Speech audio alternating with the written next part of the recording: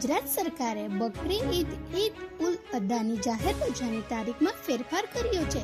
સામાન્ય વહીવટ વિભાગના પરિપત્ર મુજબ 27 મે બુધવારના બદલે હવે 28 મે 2026 ગુરુવારના રોજ જાહેર રજા રહેશે। વ્યારા તાલુકા પંચાયતના પ્રમુખ તરીકે શ્રીમતી રૂક્ષાબેન ગામિત તથા ઉપપ્રમુખ તરીકે શ્રી ધર્મેશભાઈ ગામિતની વરણી।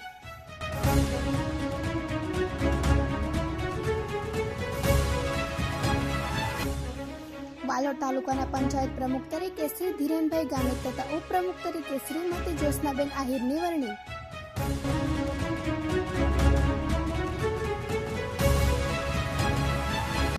નિઝર તાલુકા પંચાયતના પ્રમુખ તરીકે શ્રીમતી સુમિત્રાબેન નાઈક તથા ઉપપ્રમુખ તરીકે શ્રી ગોવિંદભાઈ પાડવીની નિયુક્તિ।